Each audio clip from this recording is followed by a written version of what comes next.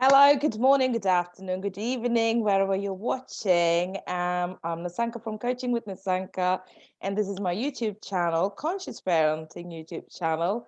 And I've got a very special guest today, and this is Jacqueline McLeod, the author of the Amazon best-selling book, Feminine Masculine Balance. And we've had a couple of chats before, actually. I met Jacqueline through LinkedIn, via LinkedIn, actually. LinkedIn brought us together. We had a really good chat.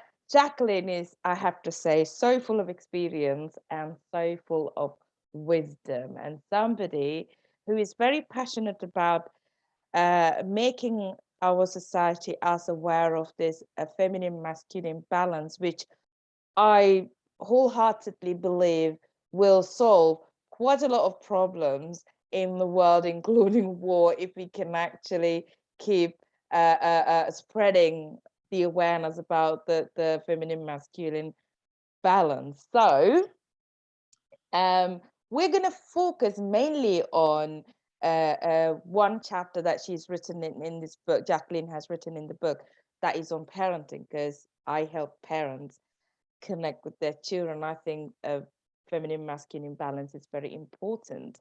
But before I go into any of that, I would really like to give the platform to Jacqueline to introduce yourself and tell us a little bit about you, and tell us what made you write the book, Feminine Masculine Balance, and we'll take it from there. Thank you. Thanks, Nasanka. Well, I was born just after the Second World War, so I obviously was born at a time when the patriarchy was even more in full swing in terms of not giving women the sort of opportunities men got. And I studied dentistry at a time when most students were male and dentists. And, you know, I had a lot of fun, but I also had to put up with quite a lot of prejudice. And that went on for quite a while. Then I started studying astrology and tarot. And in astrology and tarot, you learn about one of the really basic principles of astrology and tarot is there are feminine energies and masculine energies. And we actually all express those. And do you have a copy of the table there we could put up? Yes, I do. Yes. If you don't mind me sharing this copy, and I would love to share it with the viewers at some point. And that's the copy, and I'll send it out in an email. Maybe you can put. I can send you a better copy. Okay. Anyway, it has. Oh yes. So we've got feminine and masculine energies. In 2004, I was looking at these feminine and masculine energies in a table of 2 columns. And I realized that one of the problems in our society is that feminine energies such as intuition, emotion, and holistic thinking, sensitivity, and so forth, they are not valued and respected equally to being rational, logical, and hierarchical. So I thought, well, that's what we need to do. We need to empower the feminine energies the same level as the masculine. So anyone, regardless of gender, will confidently express feminine energies as well as masculine energies. Then in 2014, a friend of mine said, are you going to write a book? And I said, oh, I'm not a writer. And she said, we're talking about information here, not literature. And I thought, oh, I guess I could do that. And about that time, I was looking at this table and I thought, what if I put a middle column in this table of how they blend? So I worked away at that. I made up a table. At that stage, I think there were 15 rows. Now there are 17. I've added a couple more. And I had a friend who's a wonderful wordsmith help me with just the right word to put in between, you know, as close a meaning as possible. And that's how things started. But actually, the feminine is black, the masculine is white, and there are many shades of grey in between. So although there are only 3 columns, there are graduations between being highly rational and highly intuitive or so forth of all those things.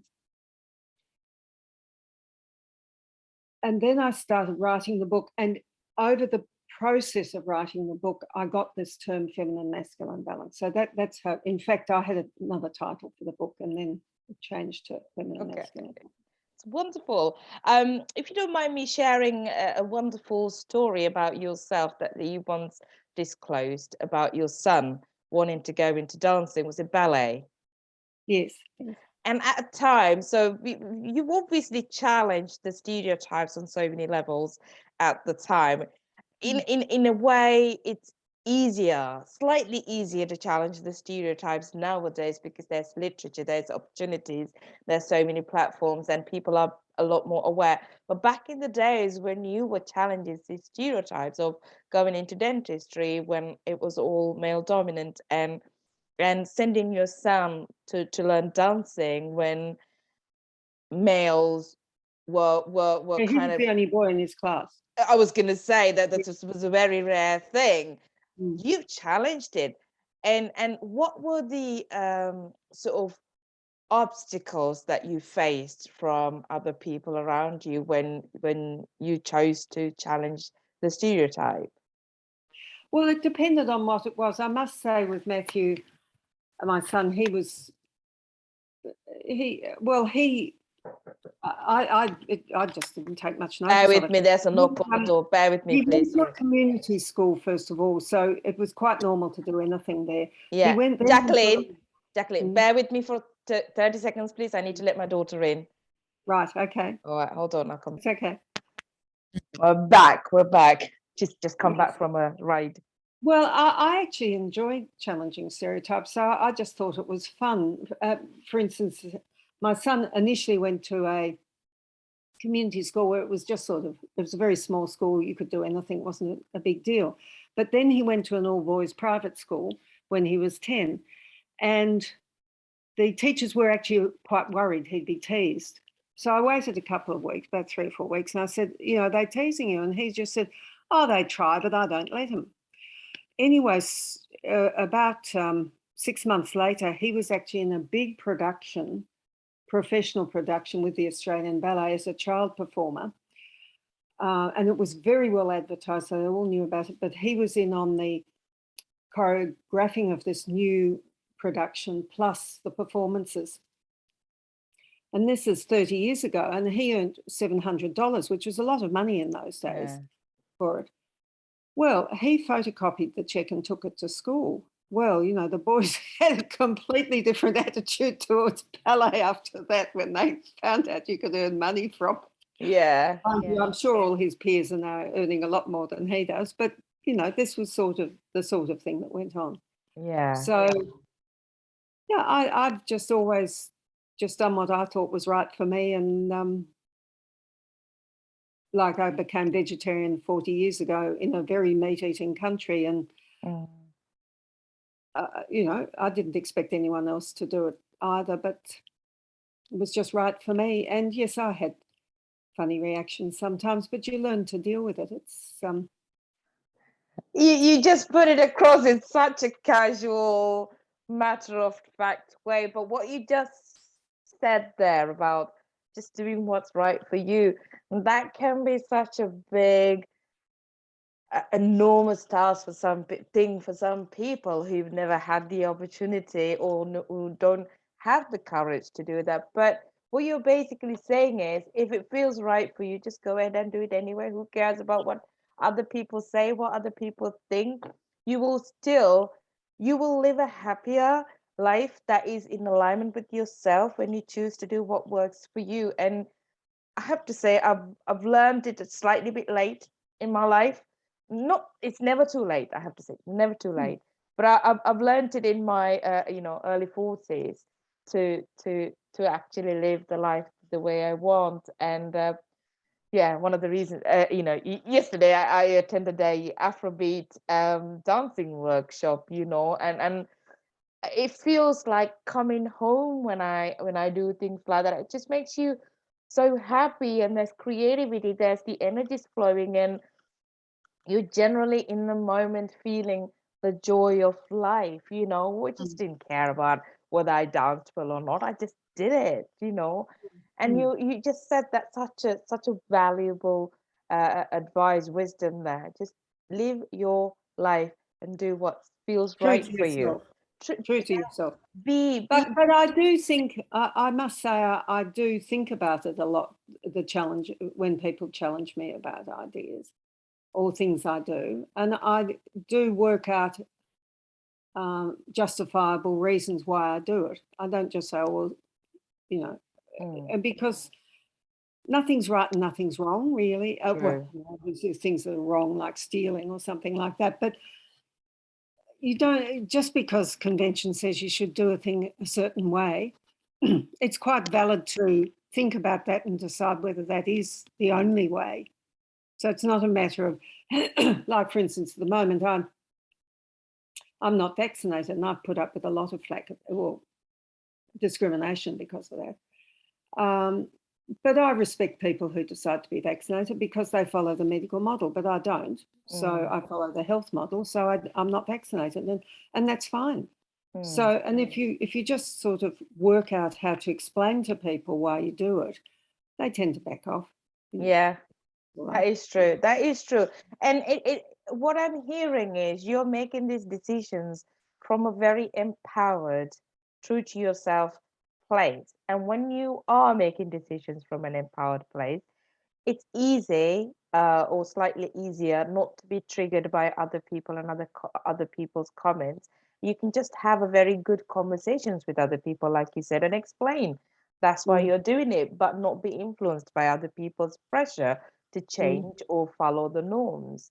But mm. when you do it from a rebellious place, then that's not that, when you don't follow other people or convention from a rebellious place, because I know I've done that in the past, that's not an empowered place. You're still getting lost somewhere down the line anyway. So It's sort of knee jerk, yes, a sort of knee jerk place, yeah, yes. yeah, great. So I wanted to discuss about something that you have written in the book, Under Parenting, a concept that you have written about balanced parenting. Would you like to explain that a little bit more, please? I don't know. I'm not entirely sure what you're talking about.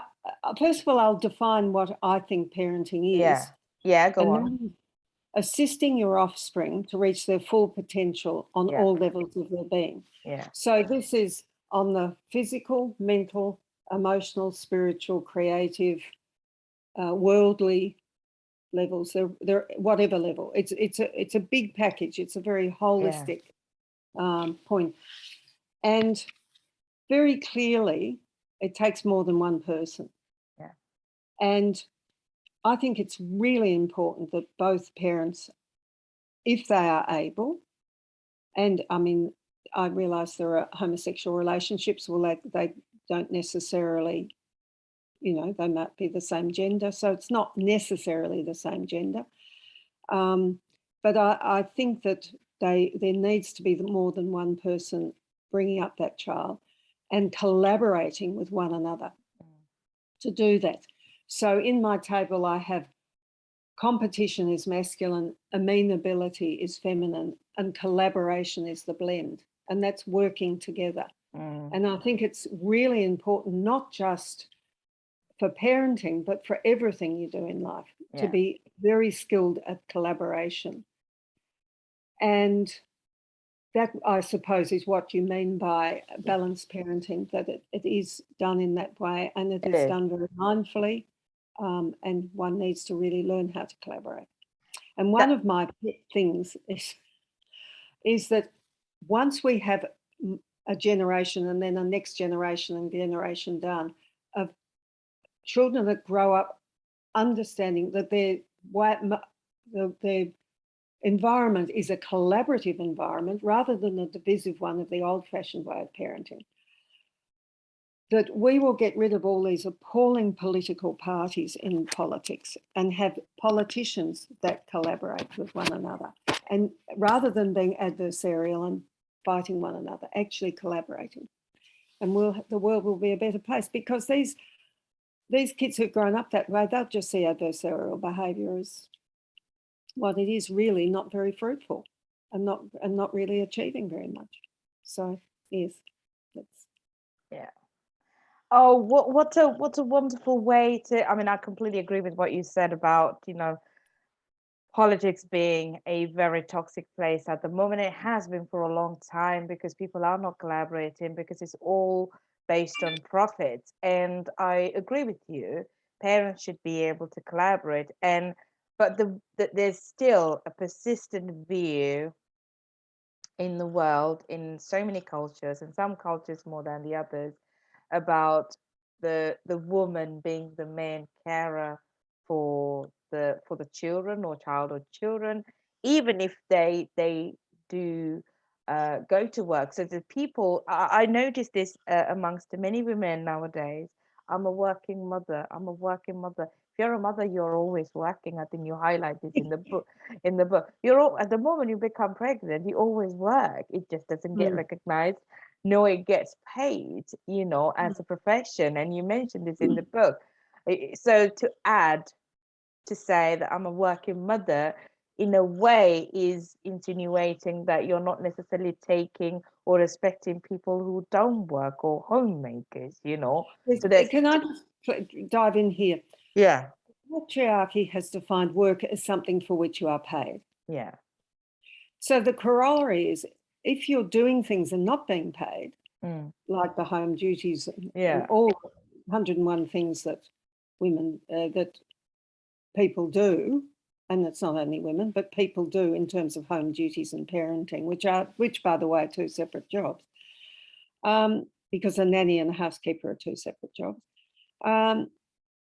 Well, then you're lazy and you're not doing anything. And there is actually this mindset of really people who, and particularly men, who whose energy is so masculine dominated, they really have no concept.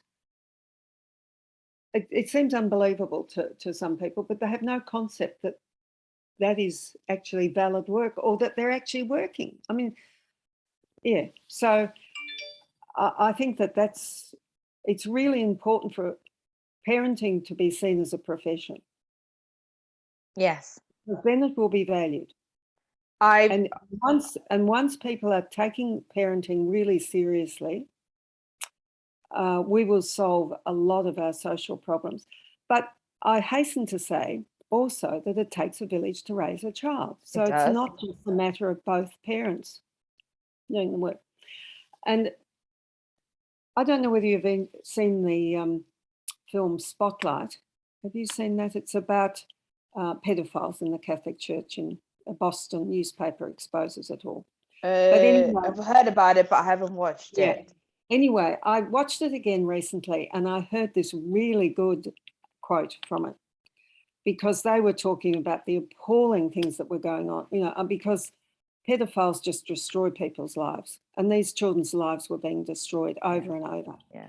And there was even one priest who just said to the journalist, "Oh, but look, I was doing them a favour because I didn't rape the children. They did it willingly." And one of the journalists, when they were discussing it, said, "It takes a village to destroy a child," Yeah. because there were so many people complicit in Yeah. that whole cover up of pedophiles. And it wasn't just the Catholic Church, it was a lot of institutions. Of course, yeah. So, yes, and this is I think one of the problems really conscientious parents face is that, yes, they do their best as parents, but it's everyone else that these children come in contact with, once they go to kindergarten, school, join sporting activities, where pedophilia can also happen, but not just pedophilia, just cruelty, just bullying, all sorts of things. So it's just such a huge topic, really, and It is. parenting goes beyond just the actual physical biological parents. It does. I was just going to say, 100% in agreement with what you say about parenting should be considered as a profession, if not by the society, at least when you become a parent as an individual, you can take the Mm, accountability to consider that as a profession. So when mm, you put that idea in your mind, or this is a profession, that immediately makes you want to acquire the skills. Mm. be able to deliver that profession to the highest levels. And Mm. I remember giving birth to my daughter in the hospital. I had a big bag of goodies, where to go for NCT classes, where to go for to buy the best pampers, and etc. Mm. etc. Not there once mentioned about how to gain skills as a parent. None of that was offered, and I think this is a massive gap. And we all assume just because it's a biological process that parenting can be skillfully delivered, and this is the misconception that's um uh, driving children in a way away from us, because we think intentionally our intentions are always good. Unless there is a safeguarding breach, our intentions as a parent always good. There's no doubt about it. Mm.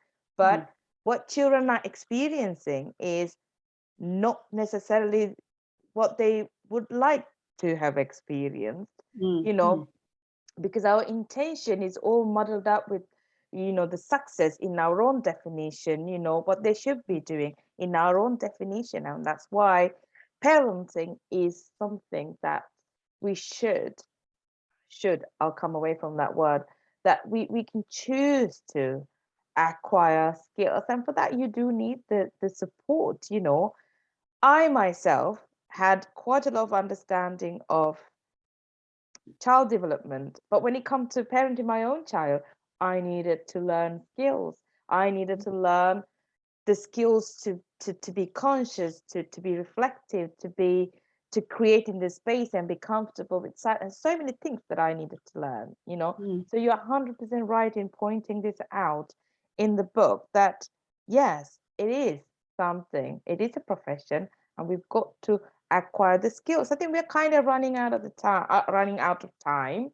Mm. It's a conversation that we could carry on forever and ever and ever, because it's such a important area. But I think, as a last word, for some reason my recording is saying the meeting is meant to run out in 2 minutes, which it mustn't. I don't know why, but Mm. we'll try and finish it in 2 minutes.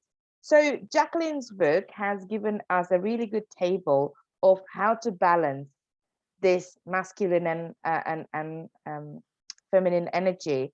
I'm going to say out some of the words that Jacqueline has stated in the middle. So mindfulness becomes is one of the main things that you have mentioned as a balanced approach. Integration, sensible, become aware, nurturing, collaboration, interdependent, flexible, and trusting, and responsive and discerning. And these are some of the things that we can learn to ensure we're delivering a balanced approach towards parenting, right? Yes, yes. Mm.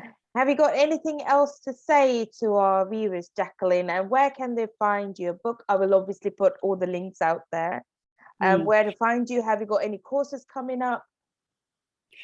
I don't have any courses at the moment. I am on LinkedIn. I do have a website which you can share, and I have an email address, and of course there's the book. But what else? There was something else I was going to say. Oh, yes, that all the energies need to be used appropriately. So it's not a matter of not using masculine Yes. energies or not using feminine energies.